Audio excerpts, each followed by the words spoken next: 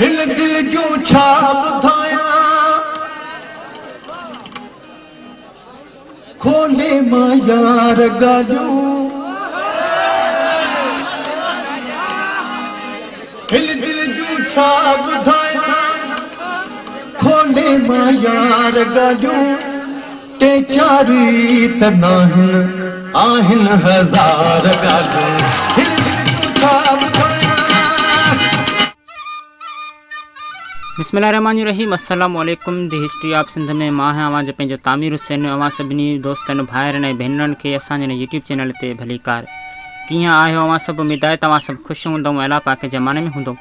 अॼु जो असांजो वीडियो उस्ताद वहीद अली ख़ान जी ज़िंदगीअ जे बारे में थियण वारो आहे त इंशाअल्लाह उमेद आहे त वीडियो अव्हांखे ज़रूरु पसंदि ईंदो। त उन खां पहिरियां असांजे हिन वीडियो खे ज़रूरु लाइक कयो ऐं असांजे यूट्यूब चैनल खे ज़रूरु सब्सक्राइब कयो। त हलूं था पंहिंजे हिन वीडियो जी तरफ़। सिंध धरती ख़ूबसूरत आवाज़ ऐं सुरीले मौसीक़ारनि सां मालामाल रही आहे। सिंध धरती उन करे बि निराली आहे जो सिंध में आबाद थियल ॿियनि ॿोली ॻाल्हाईंदड़नि खे हिन धरतीअ जे रहवासियुनि अहिड़ो त कुर्ब ऐं पंहिंजाइप ॾेई छॾी आहे जो हू सिंधी ॿोलीअ में रुलिजी पाण खे सिंधी सॾाइण में फ़ख़ुरु महसूसु कंदा रहिया आहिनि। अहिड़नि ई सुरीलनि फ़नकारनि मां हिकु आवाज़ उस्ताद वहीद अली ख़ान जो बि आहे।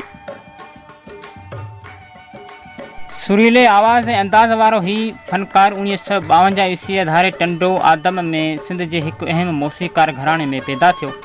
संदसि वालिद उस्ताद ग़ुलाम रसूल ख़ान ऐं चाचो उमेद अली ख़ान उन वक़्त जा अहम रागी ऐं गवया हुआ। वहीद अली ख़ान ते बि पंहिंजे ख़ानदानी पेशे राग रंग जो असरु रहियो ऐं 7 सालनि खां ई हिन ॻाइण वॼाइण वारे पेशे में पेर पातो। शुरूआती तौरु पंहिंजे वालिद ऐं चाचे खां मौसीक़ी जी सिख्या वठण खां पोइ पंहिंजे मामे ऐं वक़्त जे वॾे मौसीक़ीअ जे वॾे रागी ऐं गवैये उस्ताद मंज़ूर अली ख़ान खां मौसीक़ीअ जे रूह ऐं अदायगीअ जो फ़न सिखियो। पाण उस्ताद मंज़ूर अली ख़ान सां गॾु बि महफ़िलनि में ॻाईंदो हो ऐं इहो ई सबबु हो जो संदसि राग में पुख़्तगी ईंदी हुई। हू महफ़िलनि में त ॻाईंदो ई हुयो पर 20 सालनि जी उमिरि में हिन रेडियो पाकिस्तान ते राग जी शुरूआति कई ऐं जल्द टीवीअ ते ॻाइणु शुरू कयो। उस्ताद वहीद अली ख़ान पंहिंजे वक़्त जो तमामु वॾो रागी हो। संदसि आवाज़ खे ॿुधण लाइ केतिरा ई माण्हू मौसीक़ीअ जी महफ़िलनि में ईंदा हुआ। उस्ताद मोहम्मद यूसुफ संदसि हमअसर हो ऐं ॿिन्ही गॾिजी उस्ताद मंज़ूर अली ख़ान खां मौसीक़ी जी सिख्या वरिती। उस्ताद वहीद अली ऐं उस्ताद मोहम्मद यूसुफ महफ़िलनि में गॾिजी ॻाईंदा हुआ।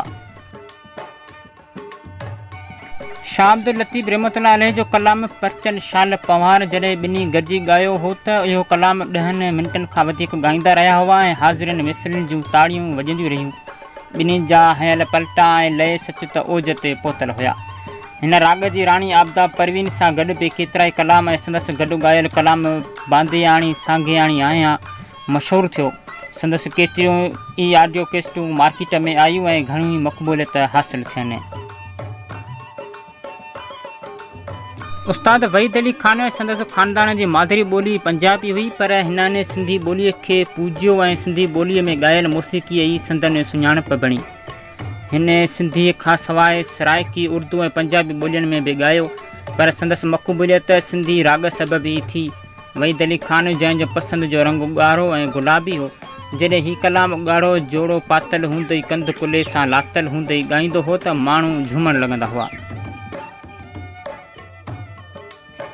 हिन सिंध जे समूरनि शाइरनि जी शाइरी ॻाए दादो हासिलु कयो पर ख़ासि करे शाह अब्दुल लतीफ़ भिटाई ऐं सचल सरमस्त रहमतुल्लाह अलैह संदसि पसंदीदा शाइर रहिया।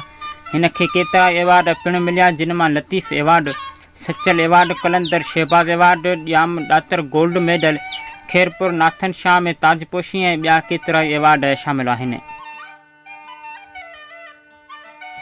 उस्ताद वहीद अली ख़ान बुकियनि जी बीमारी सबबु 23 मार्च 1998 ईस्वीअ ते रावलपिंडीअ जे हिकु इस्पताल में गुज़ारे वियो पर संदसि ॻायल कलाम माण्हुनि जे दिलनि में खेसि अञा बि ज़िंदा रखियो अचनि पिया।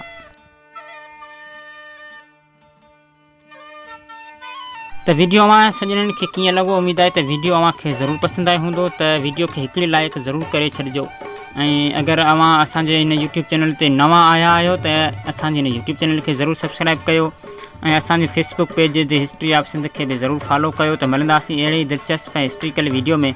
तेसि ताईं असांखे ॾियो इजाज़त। अल्लाह निगहबान।